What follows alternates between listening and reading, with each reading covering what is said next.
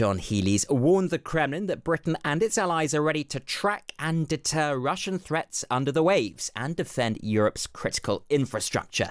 Atlantic Bastion will see the Royal Navy combine the likes of autonomous vessels and AI with conventional warships in a bid to protect undersea cables and pipelines. Here's John Healey speaking at the Portsmouth Royal Navy base. If we want to keep ahead of our adversaries, if we want to give our British Navy the edge on the battlefield, the edge on deterrence, then we have to combine the new technology that we saw today to be able to track and, if necessary, to be able to respond to the threats that we may face in the future.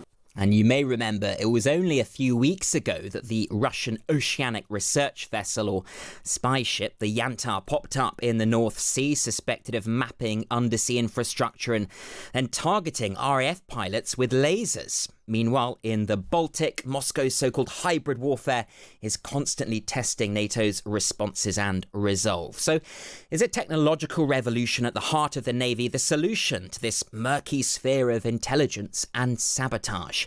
Joining us is Dr Trevelyan Wing from the Centre of Geopolitics at the University of Cambridge. Good morning to you. Good morning. When we talk about undersea pipelines and cables, how busy is it down there on the Atlantic seabed, the Baltic seabed? And to what extent do we rely, both as nation states and ordinary citizens, on that infrastructure? Extremely extensive. I mean, we're talking globally about, over 1.3 million kilometers in cables. I mean, this is more than 400 cables worldwide. It carries over 10 trillion worth of financial, in terms of supporting financial transactions, etc. And the issue here is there are faults that happen. I mean, we have about, I think, up to 200 or so faults per year. Many of these related to human activity. Certainly some due to natural activity, the most to human activity. Of course, accidents do happen as well, but there are also patterns that are discernible. And for example, in the Baltic Sea region in particular, one of the regions that I'm looking at at the moment, this has been especially notable in particular since the full-scale invasion of Ukraine in 2022. Yeah, and I think for Britain and its undersea cables, more than 90% of our data, including billions of dollars of financial transactions, are transferred using their undersea infrastructure. Also, of course, those vital oil and gas pipelines connecting Britain to North Sea neighbours like Norway. So let's dig into a little bit about how vulnerable these cables, pipelines are to sabotage. Is that physical damage? Or the interception of data and information? I'm not even aware if the latter is even possible, is it?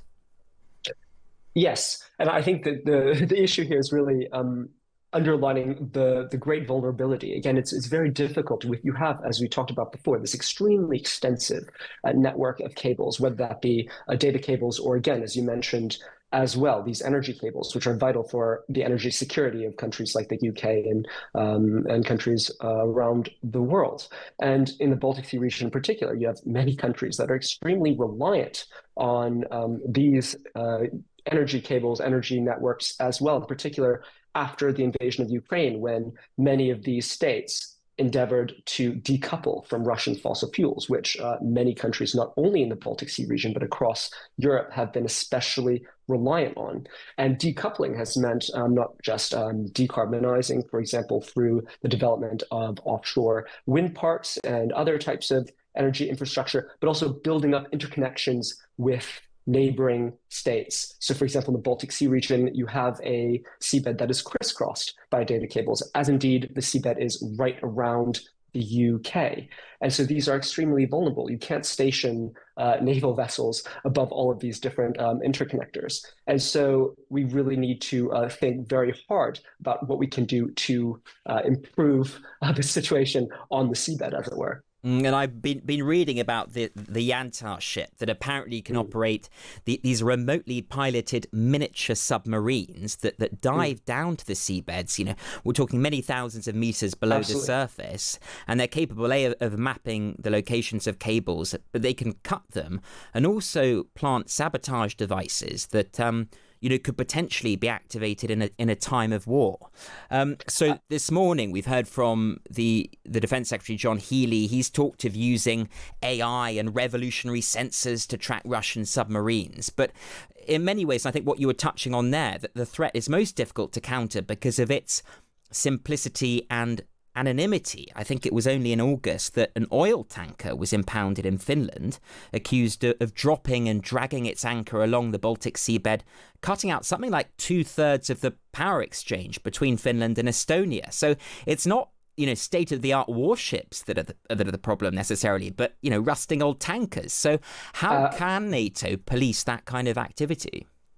Absolutely. Well, first, let me just say, you're absolutely correct in terms of the ease with which some of these cables can, in fact, be cut. You cited the example of these floating, rust buckets. Often, part of the Russian shadow fleet, these vessels that are used to evade sanctions and transport Russian oil and gas. And these ships, often all that is required is they drop an anchor, over one of these cables, and they can cut them as a consequence. So we've seen, for example, incidents in the Baltic, for example, the Eagle S, one of these shadow fleet vessels, which dragged its anchor and cut a very important power cable. You had the example previously of another vessel that cut the Baltic connector, gas pipeline between Finland and Estonia, and indeed other power cables right around the Baltic and beyond have been cut by these types of vessels and indeed others. So one of the challenges here is also assigning blame sometimes, because accidents, as I said before, do happen. However, there are patterns that can be discernible. For example, in the case of the vessel in the Gulf of Finland, its course was a bit erratic. It changed its speed at suspicious times. For example, just the other week, I was actually in Helsinki meeting with a senior official from the Finnish border guard, which also has responsibilities for coastal protection. And I spoke to him extensively about this, and this is exactly what he pointed to. The fact that while it is true that accidents happen, there are very odd patterns that we've been seeing with some of these vessels that have corresponded with some of these cable cutting incidents. In terms of, I think, your question about what can be done, of course, the UK's most recent announcement with Atlantic Bastion. This is, again, a very important, I wouldn't say start, because we obviously have been looking at this for some time. You had NATO, for example, launching a Baltic Sentry previously, again, which has meant more surveillance in the Baltic Sea region, and similar initiatives elsewhere too. But I think Atlantic Bastion is it very much demonstrates how concerned national governments are about this issue. And of course, just earlier in this year, we had a cross-party committee in Parliament saying that the UK needs to do more to protect its seabed in this area. So I think this is clearly the government's attempt to respond more forcibly on this front. And I think the Eagle S you mentioned there was the first time that NATO had taken a ship of the so-called Russian shadow fleet to court. If you can summarize sort of in 30 seconds, you're an expert in the Baltic, and I feel that's been a kind of key testing ground for this kind of grey zone warfare that Russia has really pursued and invested in. Is there a sense that NATO is playing catch up here, and actually much of the damage has already been done?